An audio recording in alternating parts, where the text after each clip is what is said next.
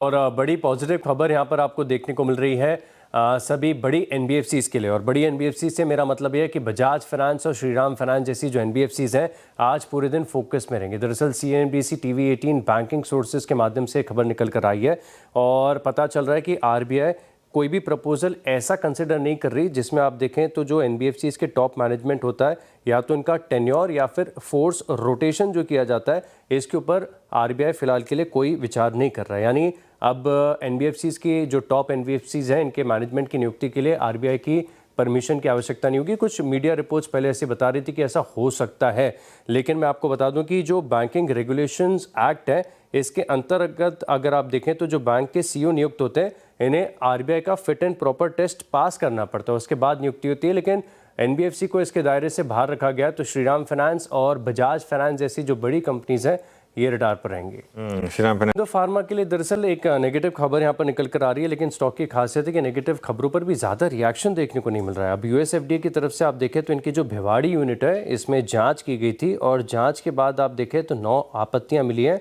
और official action indicated ये tag यहाँ पर दिया गया है। 2 एक्शन होते हैं, एक तो ऑफिशियल एक्शन होता है, एक वॉलंटरी होता है। वॉलंटरी थोड़ा सा न्यूट्रल साइड पर माना जाता है और ऑफिशियल एक्शन को नेगेटिव माना जाता है। तो ऑरोबिंदो फार्मा के लिए नेगेटिव खबर।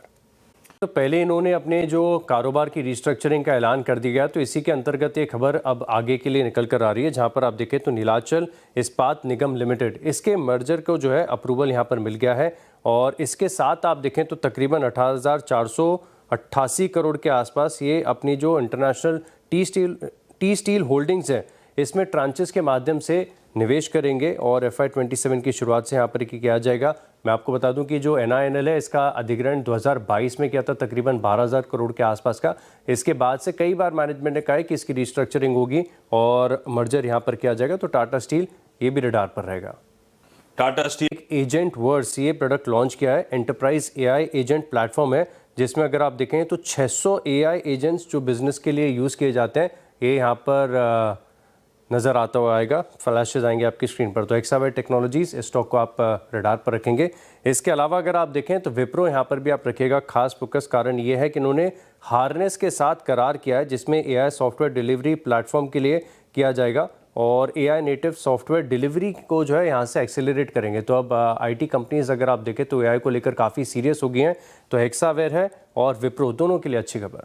बेवरेजेस है यहाँ पर भी नजर रखेगा, लगातार ये एक्सपांशन करते जा रहे हैं और दरअसल एक साउथ अफ्रीकन कंपनी है क्रिकली, इसका अधिग्रहण इन्होंने किया है, 100% हिस्सेदारी खरीदी है 131 करोड़ में। और ये कंपनी दरअसल अगर आप देखें तो डेयरी प्रोडक्ट्स है और जूस बेस्ड ड्रिंक्स के कारोबार में है।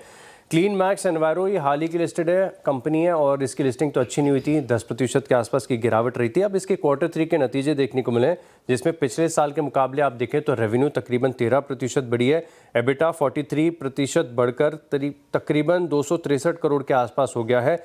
मार्जिन्स में बढ़िया इंप्रूवमेंट है, 49% से बढ़कर 62% है और मुनाफे में भी ज़बरदस्त ग्रोथ यहाँ पर देखने को मिली। छोटे बेस का इम्पैक्ट है और इनका इंटरेस्ट कॉस्ट भी कम हुआ है, इसी के चलते नंबर्स आपको काफ़ी बढ़िया लगेंगे। स्ट्राइड्स फार्मा यहाँ पर आप देखें तो उन्होंने सैंडोज के कुछ ब्रांड्स का अधिग्रहण किया है और अफ्रीकन मार्केट्स में इसका करेंगे $12 मिलियन के आसपास की यहाँ पर देखें तो ब्रांड्स हैं और बहुत सारे ब्रांड इनमें से जिनकी जो सालाना सेल्स है $1 मिलियन को ज़्यादा एक्सीड करती है। तो अच्छी खबर इस कंपनी के लिए निकल कर आएगी।